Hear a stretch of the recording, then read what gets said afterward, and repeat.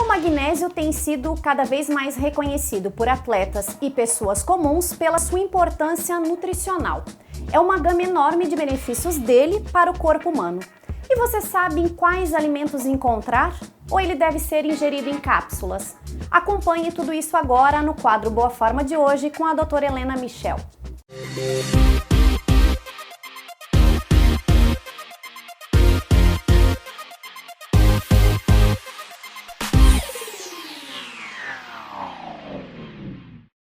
Olá!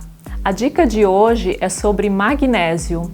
O magnésio é um dos minerais mais importantes para o nosso organismo, pois ele participa de cerca de 300 reações químicas.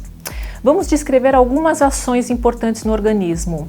A primeira, o magnésio é muito interessante para pacientes diabéticos, pois ele auxilia no transporte da glicose, do açúcar, da circulação para as células. Então é um bom complemento para se associar ao tratamento medicamentoso. Para pacientes com cansaço, com fadiga, o magnésio ele é um cofator que participa na produção das nossas moléculas de energia, chamadas de ATPs. Então ele promove uma melhora de energia, de disposição para o paciente. Muitas vezes falamos que quando temos cãibras, o ideal seria ingerir banana para aumentar o aporte de potássio. Isso tem fundamento, mas também temos que considerar que a causa pode ser a falta de magnésio.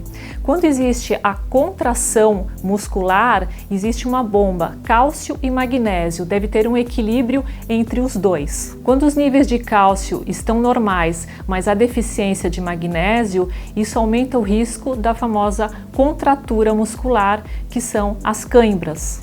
Pacientes com quadro de enxaqueca geralmente têm áreas no cérebro com vasos que têm um calibre diminuído, alternadas com regiões de vasos com o diâmetro mais aumentado. Então, área de vasoconstrição com vasodilatação.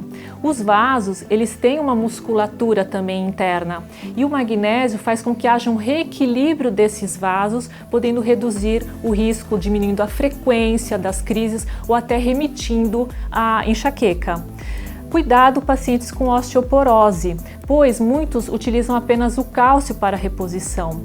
O cálcio isoladamente não se pode garantir que ele vá se depositar nos ossos, pois ele pode se depositar nos rins, aumentando o risco de cálculos renais, que são as pedras, deposição de cálcio dentro dos vasos, aumentando o risco cardiovascular, ou aumento de calcificação em partes moles, como em tendões. Uma curiosidade em relação a pacientes que têm, por exemplo, uma pressão estável em torno de 120/80, isto é 12/8, e em alguns episódios, de repente, a pressão vá para 170/100 e sem nenhum fator desencadeante.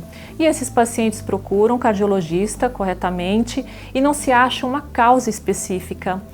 Se isso foi descartado da parte cardiovascular, o magnésio tem o poder de reequilibrar esses níveis pressóricos e sem nenhum efeito colateral. E também pode restabelecer a frequência cardíaca, ele tem um efeito antiarrítmico também para o organismo. As fontes de magnésio são as carnes, frutos do mar, beterraba, aveia, as oleaginosas como castanha do Pará, amendoim, amêndoas.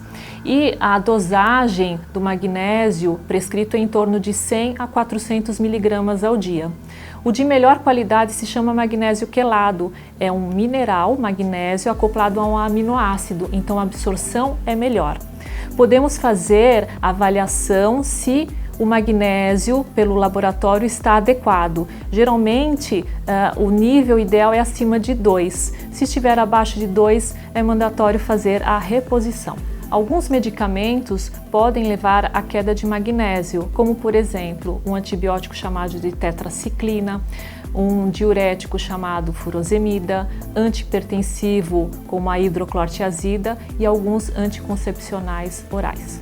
Então, é importante fazer exames laboratoriais de rotina, tanto para a prevenção como para diagnosticar alguma doença, porque saúde não necessariamente significa ausência de doença.